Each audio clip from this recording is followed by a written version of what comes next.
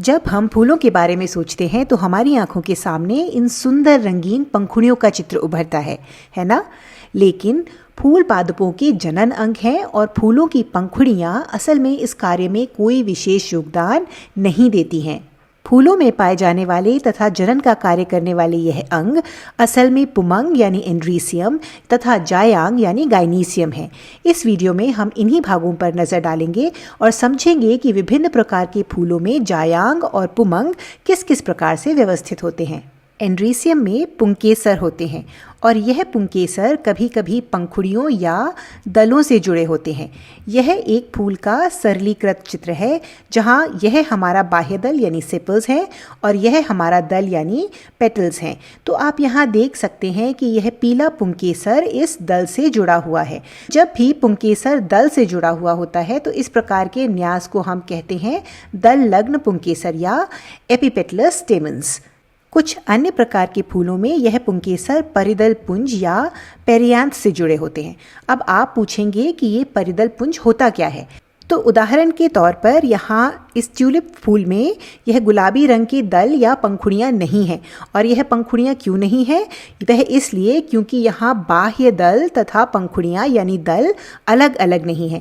अगर आप ध्यान से देखें तो इसमें अन्य फूलों के जैसे यहाँ आधार पर हरे रंग के बाह्य दल नहीं हैं। यहाँ ना तो बाह्य दल है ना ही दल हैं, बल्कि इन दोनों चीज़ों के स्थान पर एक ही चीज़ है और वह है टेपल्स यानी परिदल। तो जैसे अन्य फूलों में दलों के मिलने से कोरोला बनता है, वैसे ही यह परिदल आपस में मिलकर परिदल पुंज या पेरियांथ बनाते हैं। तो कुछ फूलों में पुंकेसर परिदल पुंज से जुड़े होते हैं और इन्हें हम कहते हैं परिदल लग्न पुंकेसर या एपिफाइलस स्टेमन्स।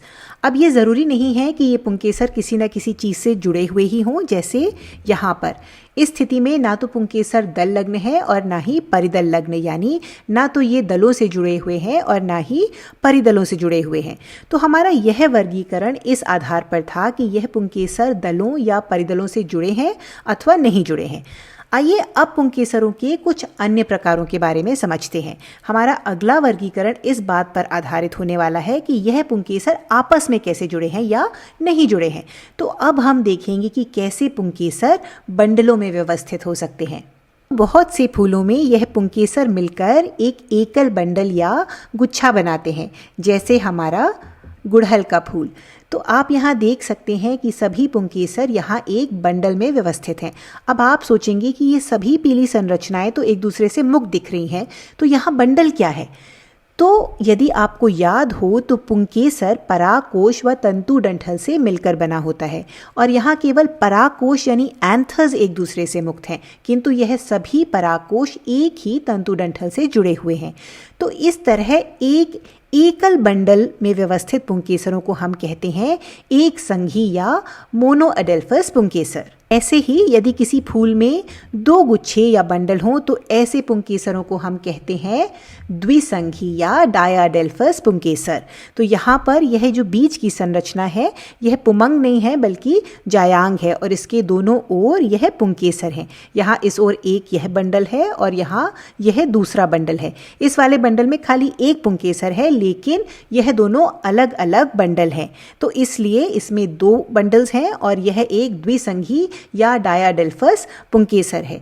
ऐसे ही यदि किसी फूल में दो से भी अधिक गुच्छे या बंडल हों तो इस तरह के फूलों को या इस तरह के पुंकेसरों को हम कहते हैं बहुसंघी या पॉलीएडेल्फस। आप यहाँ देख सकते हैं कि यह पुंकेसर दो से अधिक गुच्छों में व्यवस्थित हैं। ऐसे ही ज़रूरी नहीं है कि ये सभी पुंकेसर गुच्छा बनाते हों, सभी प्रकार के फूलों में पुंकेसरों का बंडल बनता हो। कुछ फूलों में यह पुंकेसर मुक्त भी हो सकते हैं, जैसे यहाँ इस फूल में आप देख सकते हैं कि सभी पुंकेसर अलग अलग हैं। तो ऐसे पुंकेसरों को हम कहते हैं बहुपुंकेसरी या पॉलीएंड्रस। तो यह तो हुई पुंकेसरों की बात। चलिए अब हम समझेंगे जायांग के बारे में।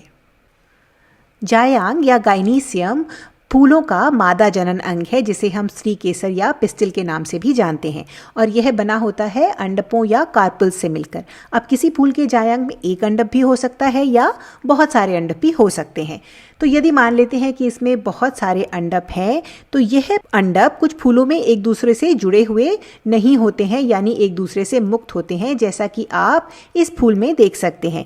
यह जो बाहर ट्यूब जैसी संरचनाएं हैं, ये जो थोड़ी पीले और लाल रंग की संरचनाएं हैं, ये पुंकेसर हैं। हम यहाँ इनकी बात नहीं कर रहे हैं, हम बात कर रहे हैं इन संरचनाओं की जो केंद्र में स्थित हैं। ये जो गहरी गुलाबी संरचनाएं हैं, ये संरचनाएं, इनमें से प्रत्येक एक अलग अंडप है। ये सभी अंडप एक दूसरे से मुक्त हैं, और ऐसे जायांग को हम कहते हैं वियुक्तांडपी या एपोकार्पस। वियुक्त का मतलब होता है ये अंडप एक दूसरे से मुक्त हैं, और इसकी ठीक उल्टी स्थिति में ये सभी अंडप आपस में जुड़े हुए होते हैं। जैसे यहाँ आप इस उदाहरण में देख सकते हैं, यह हमारा जायांग है और आप देख सकते हैं कि कैसे सारे अंडप आपस में जुड़े हैं।